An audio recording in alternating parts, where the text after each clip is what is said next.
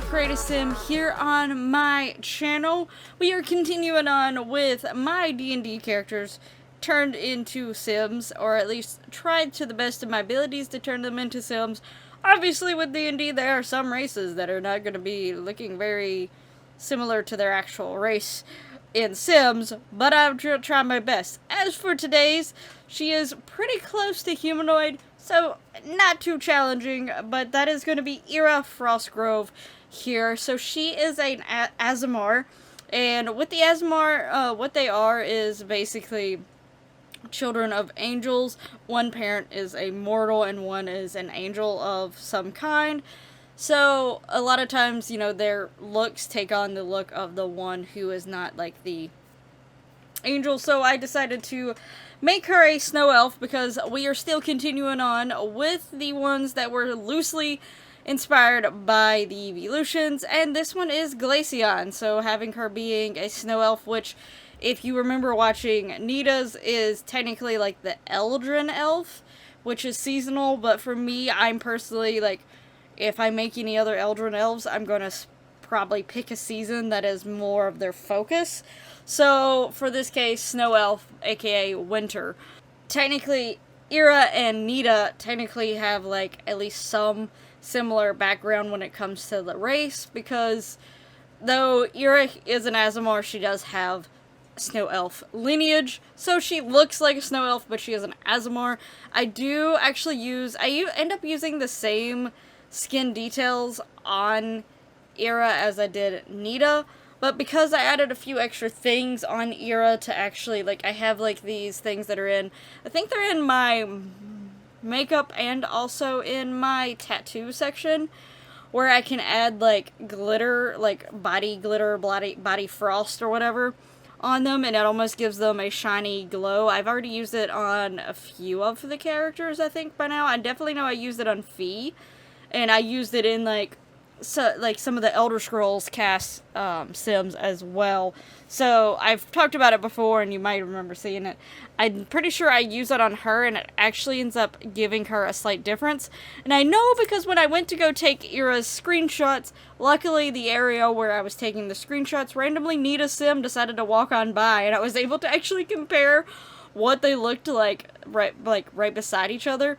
And the way that I ended up doing, like, the makeup and a few of the extra stuff here and there, it actually makes Eira and Nita look slightly different from the skin tone. It's not the exact skin tone, which, you know, they are both Snow Elf lineage, so if they had a very similar skin tone, would have made sense, but I'm glad that they're not exact. So I was glad to see that. But you should have already seen my drawing of Eira at the very beginning there, so that you could see sort of what I was using to go off of, as well as the colors that were sort of in my noggin, and was getting them out because I don't have colored versions of them drawn or painted out or anything like that. So all the colors are still mainly in my head. But I have the drawings to show you. So other things about Eira is she is 6'2" in height. I don't have her age written down, and I can't remember. I know originally I was like, do Aasimar have their own set age, even though they physically look usually like the other race, or do they go by that race? And sometimes people play it by, like, their own, like, feeling. Like, sometimes people just do the Aasimar more aging versus some do whatever other race they were technically. So I think for her I was gonna go a little bit more to the elf end, but not make it quite as long. So, like, it was basically like she has a blend of the two. So she lives longer than your normal Aasimar potentially would, but not quite as long as a snow elf would. But I forgot to write down the age that I finally decided on, and I don't remember at this point, so good job, me. Good job. But she is actually a Way of the Ascended Dragon monk, and I'm going to specifically be giving her, because this subclass is slightly newer, and it's basic, like, you could choose, like, different elemental things and stuff. It does have a dragon, like, lineage thing going on, sort of, if I remember correctly. It's a newer one, so I don't fully, even though I gave it to two of my, D&D characters. I'm still learning things and still trying to memorize things. I read things and I forget them, very quickly. So, but yeah, it is supposed to have like some dragon connections, but you know, again, don't always have to play it exactly like that if you're, as long as you're not a rules guru, whatever they call them, rule Nazi, something like that. I don't remember, something. Anyway, but yeah, I was basically going to be focusing on all of the cold related things, you know, because she is a ice, snowy person, sort of more cold, and that was what I was going to focus on. Eira's backstory basically was, you know, she is, with the Asmars, they do have, like, you know, basically they're connected to whatever god or whatever the angel's from. Basically for her it would be over winter, so she does have a very huge appreciation for winter and sort of make sure things in winter stays track and like people are more aware of stuff like going on during the winter. So winter is her thing. Snow is her thing. Ice, you know, all that sort of stuff. But she actually ends up falling in love and marrying, which is definitely different from my Glaceon that is just like a sim version of Glaceon. This is D&D version of Glaceon. They are very different in this aspect. She ends up finding another Asmar. She falls in love with him. They actually get married. I think I named him, what did I name? Oz or Ozzy or something along those lines. I can't remember his name right now. But they end up having a child. The child's name is not original, but you know what? I didn't care. I both wanted them to be like under like the same deity, so you know they're like connected to winter and stuff like that. So the daughter's name was Snow.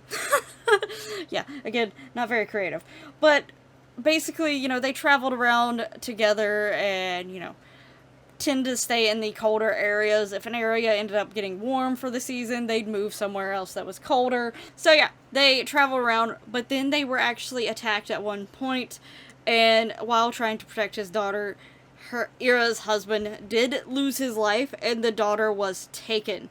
So Eira's huge goal is to actually go out and find her daughter, and figure out, like, you know, she doesn't, like, it was in the nighttime, so she couldn't see things very well at the time, like, wasn't 100% sure who they were, because it was like super, like, it was like a new moon, so super dark, and it was chaos, and you know, and a lot of times in those panicky situations, even if you can see, a lot of details just sort of escape your mind, so she's not 100% sure who even attacked her. She remembers a few things here and there, and that's what she's using to try and figure out who took her daughter, also going to nearby places and asking around.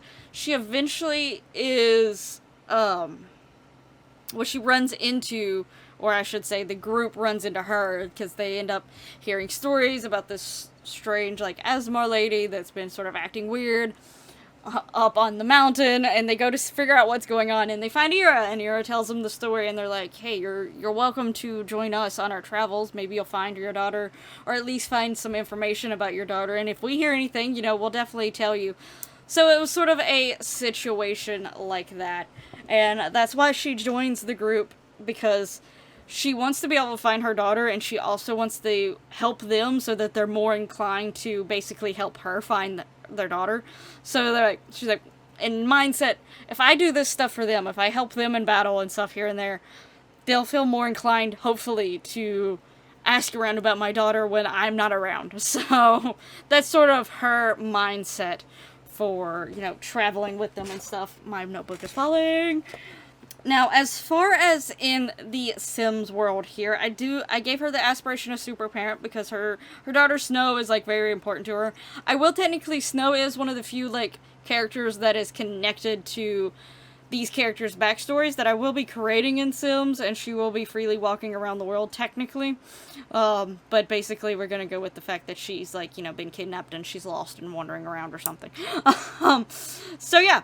So Snow will be mated, but I'm not going to make her a video. Like, I'm going to be making Itzel's sister for sure. Potentially his mother as well. But, so there's a few side characters here and there that I'm going to make that are reference to their backstories that I'm just going to let freely walk around the world and see what happens as they walk around. But her traits are family-oriented, jealous, neat, proper, and ambitious. I am hopefully going to have the mod that allows them to have 5 traits. If not. If she only is allowed to have 3, it's going to be family-oriented, proper, and jealous. Now, the jealous trait comes in with the fact that she had someone that she loves, that she loved very dearly, and that person's been taken away from her. So she does get jealous when she sees other people, basically, having a relationship, and, like, you know, she doesn't have that. And the fact that Itzel and Vaya sort of have this strange thing going on, sometimes, in my head, I imagine Eira sometimes gets, like, ugh, about it, because, you know, she doesn't have her significant other, so it's not that she necessarily wishes ill will on other people that actually have, like, someone that they love with them. It's just more the fact that she really hates that she doesn't have that.